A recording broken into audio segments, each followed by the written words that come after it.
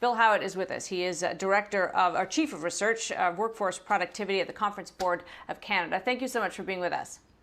Thanks for having me. So this is, of course, uncharted territory. We've never been in this situation, but based on what we understand about people and how we interact and the effect this is having, just give me a high-level view of the implications of our mental health right now, of how we're all doing and coping through all of this. What does it mean for work? Yeah, I think it's a great question. But what we did was, with the Conference Board of Canada, the Mental Health Commission, Amanda, we knew that from previous research that was done that before COVID-19, mental health issues in Canada was a big issue. We knew that 1 out of 5 people were experiencing a mental health issue. We knew isolation was an issue before COVID. We don't talk much about it because it's subclinical. What we did though, was we started to get into COVID. We started to get reports and insights from other research that people are starting to experience more concern around mental health. And what we want to do is, instead of focusing on what type of clinical evidence there may be around mental health conditions, or, for example, like the diagnosing of mental illness, we wanted to see, okay, what's shifting before COVID to now? Or, for example, we took 15 factors, people's perceptions of money, people's perception of their employment, people's perception of their basic, their relationships. And what we have found that over 15 different factors before COVID to after COVID, that 84% of the population of about 1,800 people across Canada have reported that their level of concern started to increase. Now, we probably knew that there was going to be some change. What we were really interested in, our idea was, what are the big predictors of how people are managing this massive transformation of stress that many people are going through, the thing called the pandemic, as well as what people are doing to cope. So we realized that people at different levels of concern would be doing different things. And we also wanted to have a good insight on what the big predictors of how people are going to manage worrisome. And we found that employment and finance, for example, maybe being able to pay your bills now, were big predictors on how people are weathering this level of concern. Which, I mean, I guess you just have to have a basic grasp of Maslow's hierarchy to know why that would be paying your rent, keeping food on the table, I guess, would be the first stressors. Yep. As they get more, I guess, sort of vaguer, I'm curious for how people will cope with the withdrawal of government supports. In other words, some people are being asked to go back to work. They may be feeling as though their job is more precarious than it was, although they do still have a job. I mean, how do we measure this kind of interim period where people feel suddenly as though the supports they've been counting on are being withdrawn and they're not back to normal?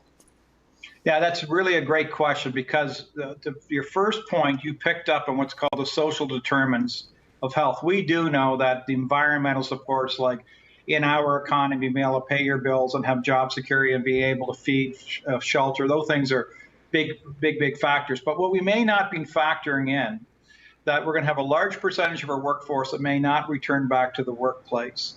Our research at the Conference Board of Canada, we have had some stats that you could be up to around 50% of the people may not return back to the workplace with all this change and resettling of how we do it. However, people who are returning back to the workplace, and they could have still been working, there's going to be a certain level of, for some folks, not all, some are going to be excited, can't wait to get back.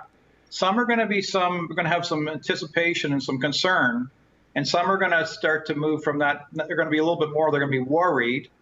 And then you're going to have another population that are experiencing some strain because they might have gone through some relationship issues. And then you're going to have another percent of your population of being traumatized. We may not talk about domestic violence and et cetera, and those experiences. So what's the key thing for employers as we start to reset is people start to come back to the workplace. What we learned from our study, one size is not going to fit all. One strategy is not going to fit all. And what we need to be mindful of checking in and being clear where employees are and help them move through this settling period of whatever this new norm is, because we don't quite know what it is yet. We're still in that investigation part of it. But to your point around the government supports and those kind of things, there is a transition. However, most people, the government's done a great job saying this is a bridge to help people. You know, we have the 2.8 million people that didn't have employment. So we're trying to find those options to get people back.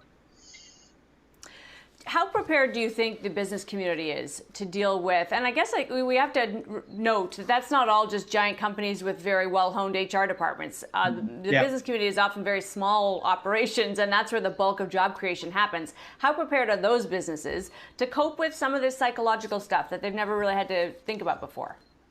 Yeah, that's an excellent question, because you have about 1.2 million businesses in Canada, and about 1 million of them are under 100 lives. And when you start to look at it, I would say that most small businesses, this level of preparation and readiness would just be something we're just starting early days. Lots of them might have looked to employment assistance programming, and maybe they might have had some benefits with paramedical.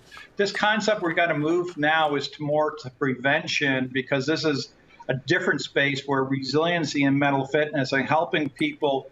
We're in a marathon, and uncertainty is going to be a while, and people have been running on adrenaline. And so it's time that we need to start educating and making resources more accessible. So people like the Mental Health Commission of Canada are giving away free resources. Different organizations are trying to educate, but we're in the front curve of educating people now.